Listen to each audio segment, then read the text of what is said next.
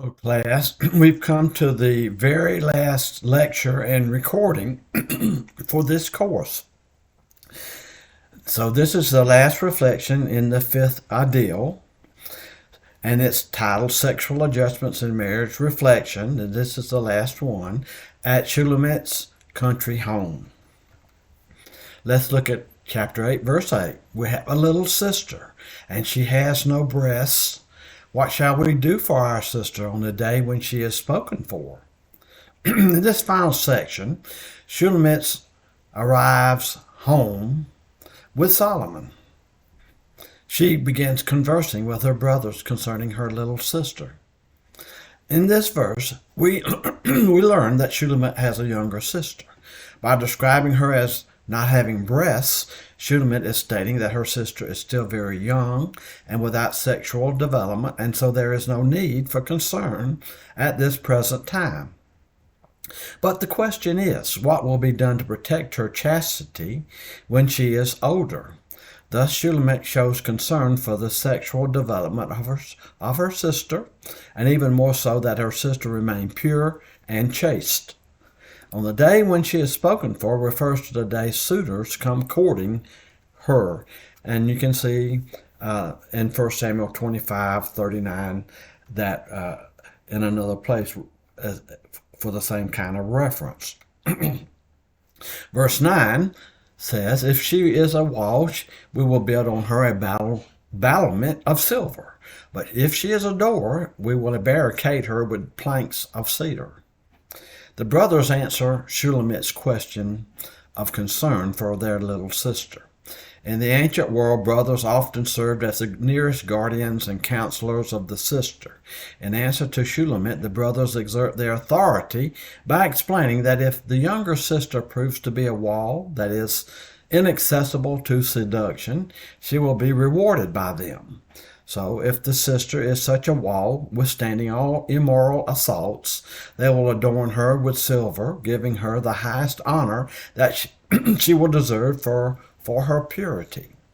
But if she proves to be a door, like a door, which, although closed, is so built that it may be opened, that is, accessible to seduction, then they will apply boards of cedar. Thus the brothers will enclose her, that is, watch her in such a manner that no seducers will be able to approach her, and thus give her an opportunity to any promiscuity. In this way, the brothers comfort Shulamit in her concern by telling her that they will be very careful to guard their younger sister's chastity and purity. Verse 10. I was a wall, and my breasts were like towers. Then I became in his eyes as one who finds peace. The previous statement of her brothers regarding the wall reminds Shulamit of the way she was. Shulamit responds that she was indeed a wall and inaccessible to seduction. Her breasts, unlike her younger sisters, though, were like towers, that is, fully developed and ready for love, but only with her husband. So she kept her virginity and purity, then she was able to enter into all purity into a marriage covenant of peace with Solomon.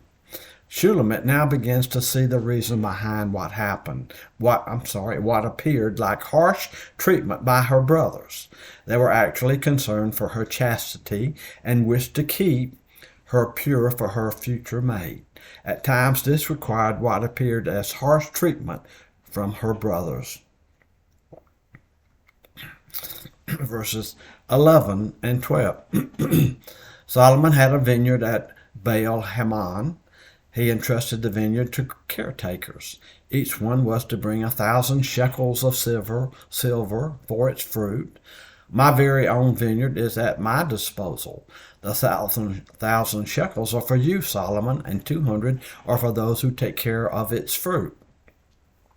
Should not the faithful guardianship of Shulamit's brothers be rewarded? The question is asked, and we see the answer. In verse 11, Shulamit reminds Solomon how he owns vineyards in a nearby area and leases them out to keepers for 1,000 pieces of silver. In return, Solomon pays them their earnings of 20%, that is, 200 pieces of silver. But in verse 12, she turns away from the literal vineyard to his personal vineyard, which represent herself. The brothers, concerned for Shulamit's chastity, forced her to work in the open vineyards. We see this back in chapter 1, verse 6, where seduction unseen would be impossible. Thus the brothers were indeed the real protectors of the vineyard, represented by Shulamit.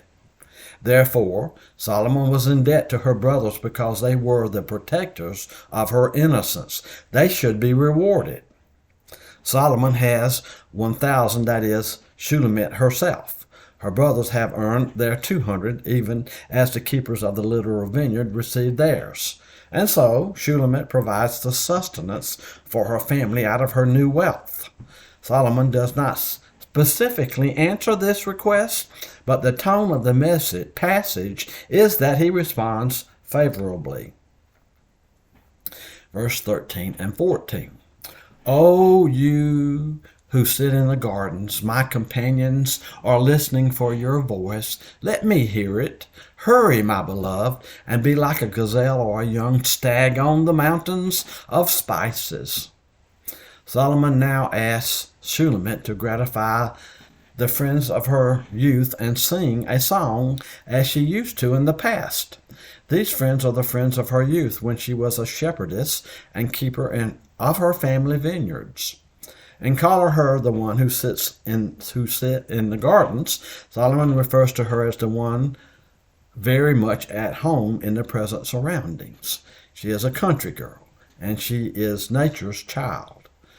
In verse 14, Shulamit, with this, begins her song as the Song of Solomon comes to an end. The word hurry refers to a sense of hastening. We see that word used in Job 9:25 and 14:2 in the same way. Here it means to flee away from all others in order to be alone. This verse is similar to Song of Solomon chapter 2 verse 17. But there the love relationship was still in the progress of courtship, and so uninterrupted fellowship was not possible. Now that they are married, the summons is unlimited.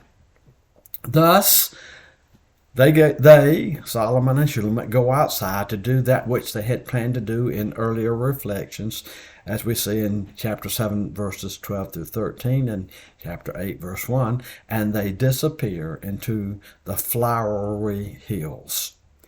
And that concludes our study of the Song of Solomon, and I enjoyed having you in this course. And that concludes this lecture and this